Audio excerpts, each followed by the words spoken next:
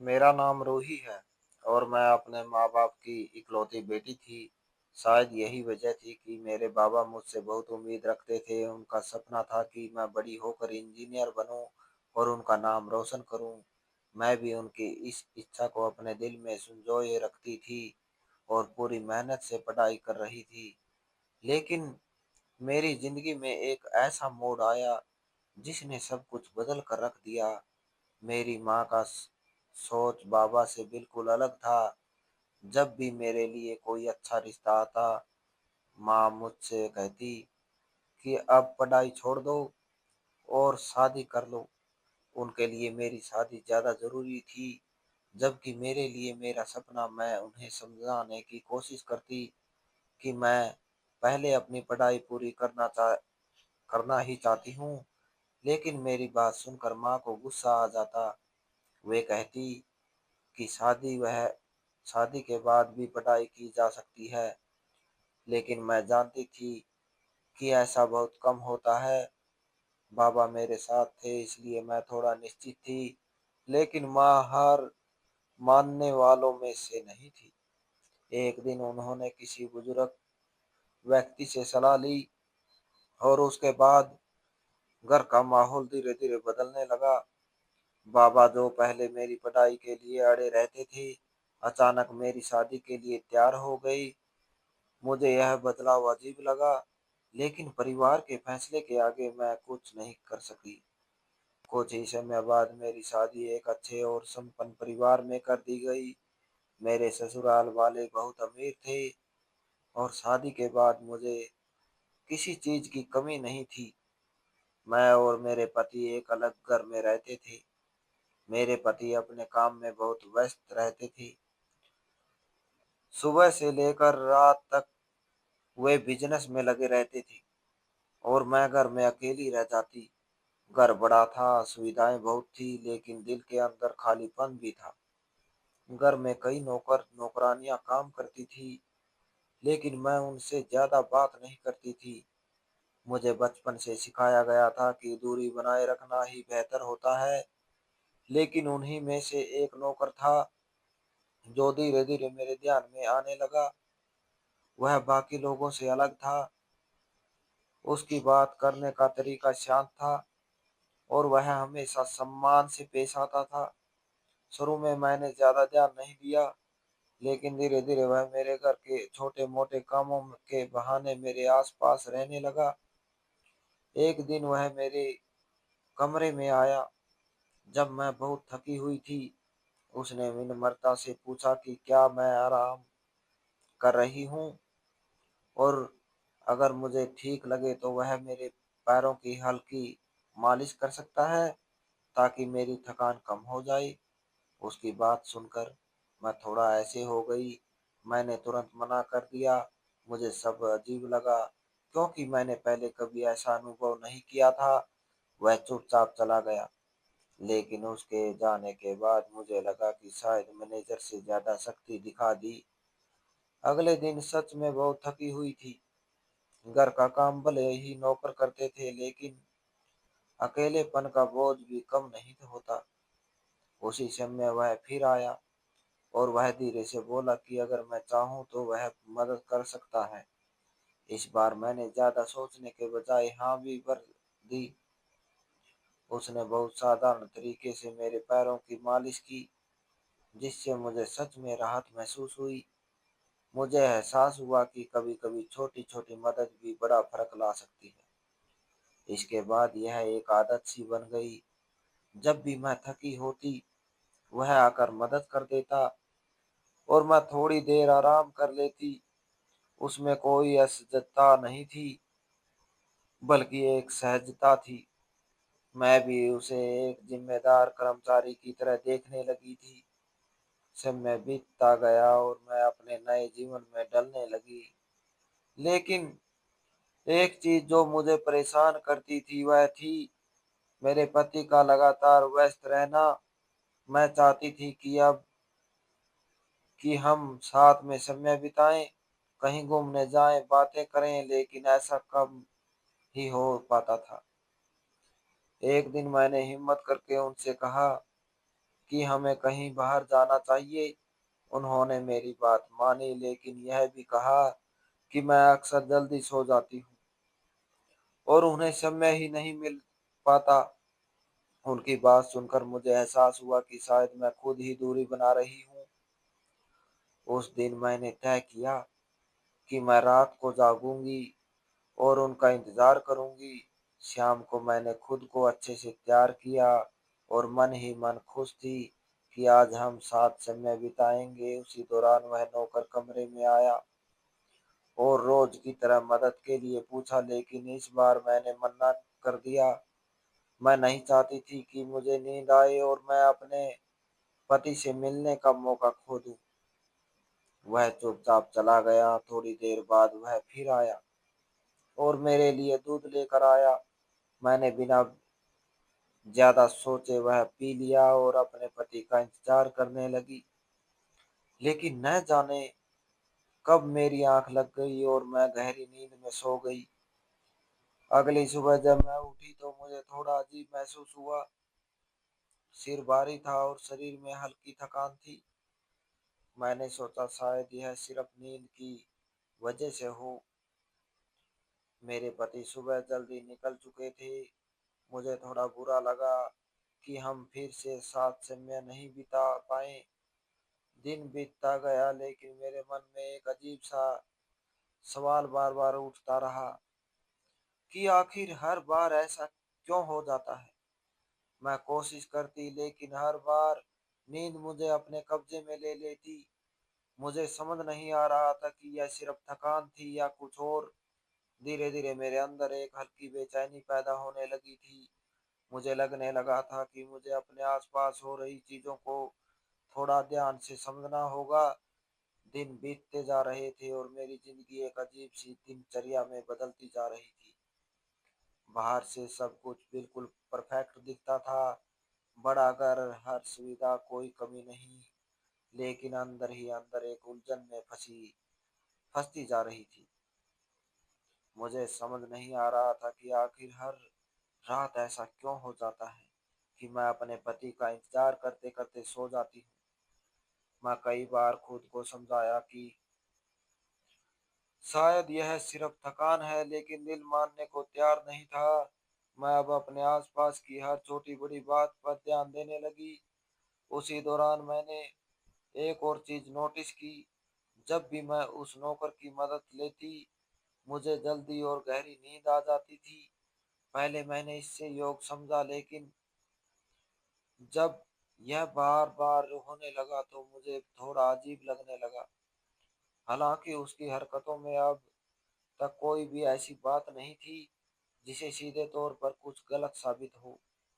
लेकिन फिर भी मेरे मन में एक हल्का सा शोर करने लगा था कि एक दिन मैंने तय किया कि मैं खुद पर काबू रखूंगी और पूरी तरह जागती रहूंगी। उस दिन मैंने किसी की भी मदद नहीं ली और खुद गश्त रखने की कोशिश की। मैं अपने कमरे में बैठकर किताब पढ़ने लगी ताकि नींद दूर रहे। रात काफी हो गई थी और मैं सच में अपने पति का इंतजार कर रही थी। जब वे कमरे में आई तो मैं जाग रही थी। उन्हें देखकर मुझे बहुत खुशी हुई। हमने काफी समय बाद एक साथ बैठकर बातें की। उस दिन मुझे एहसास हुआ कि मैं किस चीज को मिस कर रही थी। लेकिन यह सिलसिला ज्यादा दिन नहीं चला। अगले दिन फिर वही हुआ। मैं इंतजार करते करते सो गई। अब मुझे यकीन होने लगा कि बात सिर्फ थकान की नहीं है। मैं थोड़ा घबरा गई थी, लेकिन फिर भी मैंने किसी से कुछ नहीं कहा। मैं किसी पर शक भी नहीं करना चाहती थी और बिना सबूत के कोई आरोप लगाना भी सही नहीं था। लेकिन मेरे अंदर की बेचैनी बढ़ती जा रही थी। इसी बीच मैंने अपने शरीर में भी कुछ बदलाव महसूस किए। सुबह उठने पर अक्सर मुझे भारीपन महसूस होता और कभी कभी हल्का दर्द भी होता। यह सब मुझे और ज्यादा परेशान कर रहा था। मैं आईने के सामने खड़ी होकर खुद को देखती और सोचती कि आखिर मेरे साथ हो क्या रहा है। एक दिन मैंने हिम्मत करके अपने पति से इस बारे में बात करने को सोचा, लेकिन हर बार कुछ न कुछ ऐसा हो जाता कि मैं बात शुरू ही नहीं कर पाती। या तो वे बहुत व्यस्त होते या फिर मैं खुद ही हिचकिचा जाती। मुझे डर था कि कहीं भी मेरी बात को गलत ना समझ ले। घर के बाकी लोग भी अपने अपने काम में लगे रहते थे। मैं किसी के साथ अपनी बात शेयर नहीं कर पा रही थी। इसी बीच वह नौकर पहले की तरह ही अपना काम करता रहा। वह हमेशा सम्मान से पेश आता और कभी भी अपनी हद पार नहीं करता था। लेकिन अब मैं उसके सामने भी थोड़ा सतर्क रहने लगी थी। एक दिन उसने मुझसे पूछा कि क्या मैं ठीक हूँ, क्योंकि मैं कुछ दिनों से परेशान लग रही थी। मैंने बात टाल दी और कहा कि सब ठीक है, लेकिन अंदर ही अंदर मैं खुद को संभालने की कोशिश कर रही थी। मैंने तय किया कि अब मैं अपनी दिनचर्या बदलूंगी। मैं जल्दी सोने के बजाय देर तक जागने की कोशिश करूंगी, ताकि मुझे खुद समझ आ सके कि आखिर रात में क्या होता है। उस रात मैंने अपने कमरे की लाइट जला कर रखी और खुद को जागने के लिए मजबूर कर दिया। मैं बिस्तर पर बैठी रही और घड़ी की तरफ देखती रही। वक्त धीरे धीरे बीत रहा था। मुझे थोड़ा डर भी लग रहा था, लेकिन साथ ही सच्चाई जानने की इच्छा भी थी। कुछ समय बाद मुझे हल्की सी नींद आने लगी, लेकिन मैंने खुद को संभाला। तभी मुझे लगा जैसे कोई दरवाजे के पास रुका हो। मैं पूरी तरह अस्त व्यस्त नहीं थी, इसलिए मैंने कुछ नहीं कहा। कुछ देर बाद सब शांत हो गए। मैं पूरी रात आधी नींद और आधे होश में रही। सुबह जब मैं उठी तो मुझे थोड़ा अलग महसूस हुआ। उस दिन मेरे अंदर एक नया सवाल था, क्या मैं सिर्फ अपने दिमाग में ही यह सब सोच रही हूँ, या सच में कुछ ऐसा जिसे मैं समझ नहीं पा रही। उसी दिन मैंने ठान लिया कि अब मैं सच्चाई तक पहुंच कर ही रहूंगी, चाहे जो भी हो। मुझे खुद को इस उलझन से बाहर निकालना ही होगा। अब मेरे अंदर एक अजीब सा डर और जिज्ञासा दोनों साथ साथ चल रही थी। मैं हर छोटी बात को ध्यान से देखने लगी थी। पहले जब मैं घर के माहौल को सामान्य मानकर अनदेखा कर देती थी, अब वही हर चीज मुझे सोचने पर मजबूर कर रही थी। मुझे यह समझना था कि आखिर मेरे साथ हो क्या रहा है। उस दिन के बाद मैंने खुद को और ज्यादा सतर्क कर लिया। मैं कोशिश करती कि किसी भी हालत में गहरी नींद में ना जाऊं और अपने आसपास की हलचल को महसूस करते रहूं। लेकिन यह उतना आसान नहीं था जितना मैंने सोचा था। रात होते होते एक अजीब सी थकान मुझे घेर लेती थी, जैसे मेरा शरीर खुद यारा मांग रहा हो। मैं बार बार खुद को संभालती, पानी पीती, कमरे में टहलती, लेकिन कुछ देर बाद आंखें भारी होने लगती। इसी बीच मैंने एक और बात नोटिस की। जब भी मैं कुछ खास चीजें लेती, जैसे रात का दूध या कोई और पिए, उसके बाद मुझे ज्यादा जल्दी नींद आने लगती थी। अब मेरे शक को थोड़ा आधार मिलने लगा था, लेकिन फिर भी मैं किसी नतीजे पर नहीं पहुंचना चाहती थी। बिना पूरी सच्चाई जाने किसी पर उंगली उठाना मुझे सही नहीं लगा। अगले दिन मैंने जानबूझकर रात को कुछ भी ऐसा ऐसा लेने से मना कर दिया जो मुझे जाता था। मैंने साफ कह दिया कि मुझे कुछ नहीं चाहिए। उस दिन मैंने खुद को पूरी तरह जगाने के लिए तैयार कर लिया था। रात धीरे धीरे बीतने लगी। मैं बिस्तर पर बैठी रही। लाइट जल रही थी और मैं हर आवाज पर ध्यान दे रही थी। कुछ समय बाद घर बिल्कुल शांत हो गया। फिर अचानक मुझे लगा जैसे कमरे के बाहर हल्की सी आहट हुई हो। मेरा दिल तेजी से धड़कने लगा, लेकिन मैंने खुद को शांत रखा। मैंने आंखें बंद कर ली जैसे मैं सो गई हूँ, लेकिन मैं पूरी तरह जाग रही थी। कुछ पल बाद दरवाजा बहुत हल्के से खुला। मेरे अंदर घबराहट बढ़ गई, लेकिन मैंने हिम्मत नहीं हारी। मुझे जानना था कि सच्चाई क्या है। मुझे साफ-साफ तो कुछ दिखाई नहीं दिया, लेकिन इतना ज़रूर महसूस हुआ कि कोई कमरे में आया था और कुछ देर रुक कर वापस चला गया। उस रात मैं पूरी तरह नहीं सोई। सुबह होते ही मेरे मन में कई सवाल थे।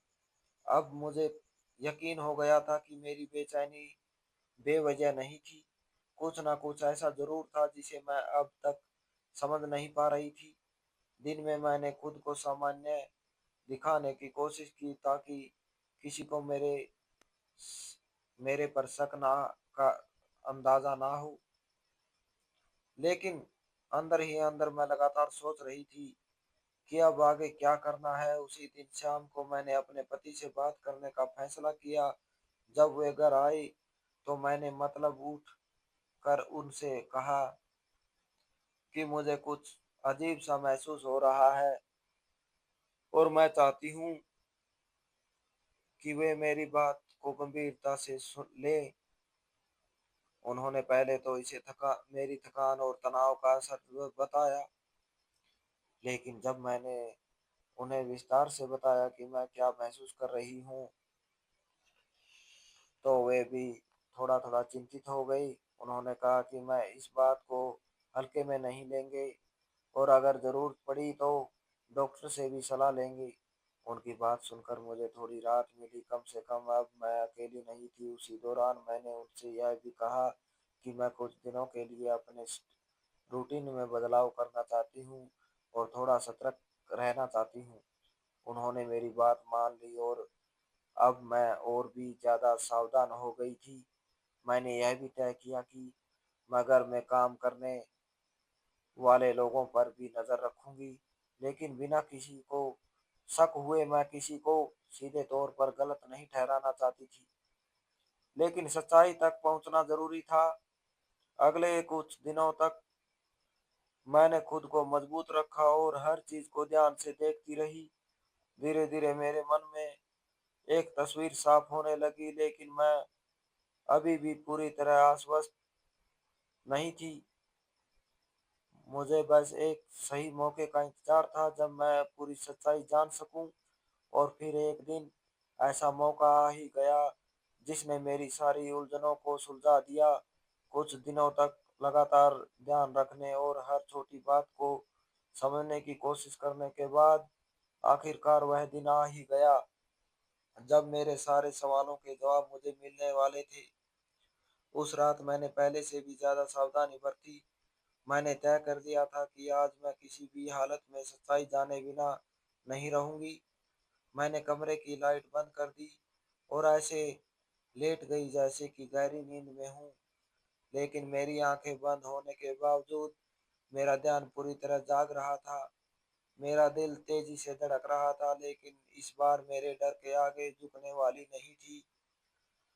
कुछ समय बाद वही हल्की सी आहट फिर सुनाई दी जो मैं पिछले कुछ दिनों से महसूस कर रही थी। दरवाजा धीरे से खुला और कोई अंदर आया। इस बार मैंने हिम्मत करके धीरे से अपनी आंखें खोली। सामने जो सच था उसने मुझे अंदर तक हिला दिया।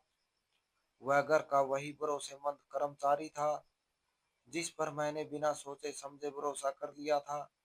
लेकिन इस बार उसकी हरकतें सामान्य नहीं थी। जैसे ही उसे एहसास हुआ कि मैं जाग रही हूँ, वह घबरा गया। मैंने तुरंत उसे रोक लिया और सख्ती से पूछा कि वह इस समय मेरे कमरे में क्या कर रहा। पहले तो वह कुछ नहीं बोला, लेकिन जब मैंने डांट कर पूछने की कोशिश की, उसने धीरे धीरे सब कुछ बता दिया। उसने माना कि वह मुझे लंबे समय से जानता था और मेरे प्रति भावनात्मक लगाव रखता था, लेकिन उसने यह भी स्वीकार किया कि उसने अपनी सीमाएं पार कर दी। उसने कहा कि वह मेरी दिनचर्या और आदतों को देखकर खुद को रोक नहीं पाया और कुछ ऐसी गलतियां कर बैठा जो उसे नहीं करनी चाहिए थी।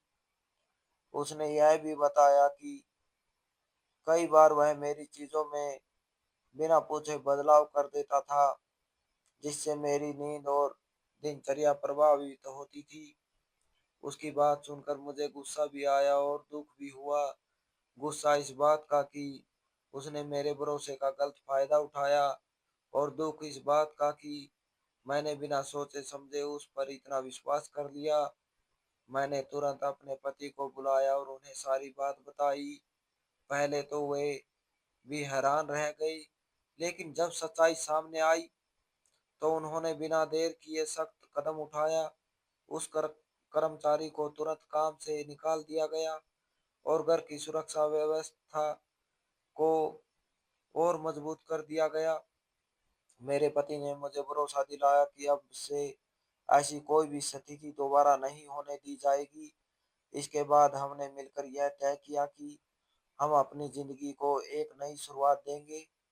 मैंने भी अपने आप से वादा किया कि अब मैं किसी पर भी आंख बंद करके भरोसा नहीं करूंगी और हर स्थिति को समझदारी से संभालूंगी।